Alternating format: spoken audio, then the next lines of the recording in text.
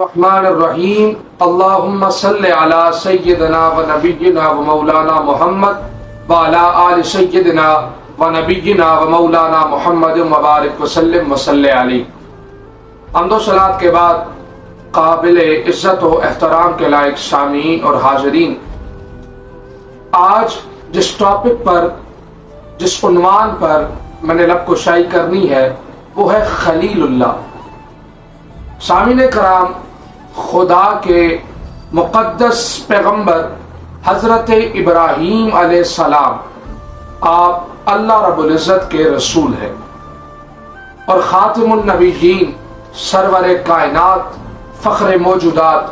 منبع کمالات، باعث تخلیق کائنات، حضور جان کائنات صلی اللہ علیہ وآلہ وسلم کے بعد نبیوں میں سب سے افضل رتبہ حضرت ابراہیم خلیل اللہ کا ہے۔ آپ نے پرچم توحید کی سربلندی کے لیے نمرود جیسے ظالم بادشاہوں کے خلاف جہاد کیا۔ آپ بے خطرہ ہو کر آگ کے بھڑکتے ہوئے شعلوں میں کود پڑے، اور آپ ابو الانبیاء ہیں، آپ کعبۃ اللہ کے بانی ہیں، اور آپ کے بعد جتنے بھی رسول اس دنیا میں تشریف لائے آپ ان کے جد ہیں، ان کے والد ہیں۔ خدا کی شان اس طرح کہ آپ کی عمر جو تھی وہ بہت گزر چکی تھی، تو آپ کے ہاں کوئی اولاد پیدا نہیں ہوئی تھی، تو آپ بار بار اپنے خدا سے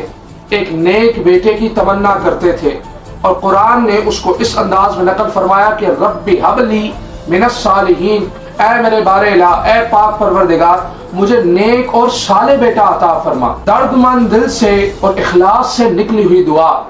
آپ کی خدا تعالی کی بارگاہ میں قبول ہوئی۔ کیوں نہ ہو، کسی نے سچ کہا نا، جو مانگنے کا طریقہ ہے اس طرح مانگو،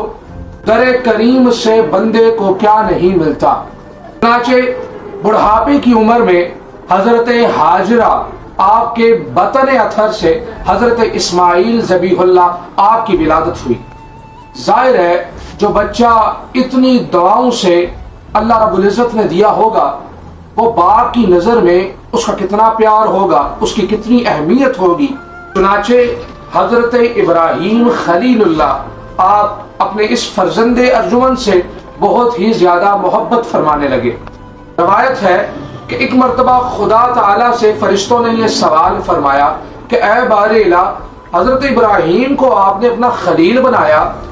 جس کو قرآن مجید فرقان حمید نے اس طرح ارشاد فرمایا وَاتَّخَذَ اللَّهُ إِبْرَاهِيمَ خَلِيلًا، لیکن اب حضرت ابراہیم کا تو یہ حال ہے کہ ان کے قلب میں، ان کے دل میں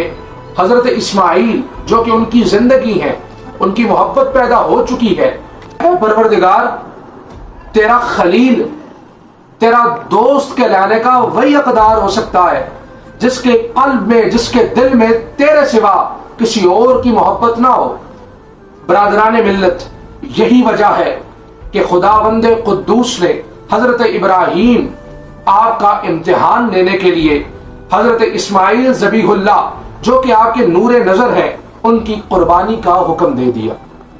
تاکہ فرشتوں کے سوال کا پورا جواب بھی ہو جائے، اور آفتاب نصف النہار کی طرح یہ جو حقیقت ہے یہ بھی عالم اشکار ہو جائے۔ بلا شبہ حضرت ابراہیم خلیل ہیں، کیونکہ انہوں نے اپنے اس لاڈلے بیٹے کو خدا تعالی کی راہ میں قربان ہونے کے لیے پیش کر دیا،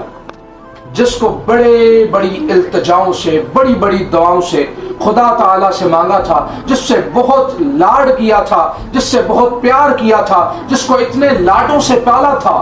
چنانچہ پھر فرشتوں کو یہ بھی اعتراف کرنا پڑا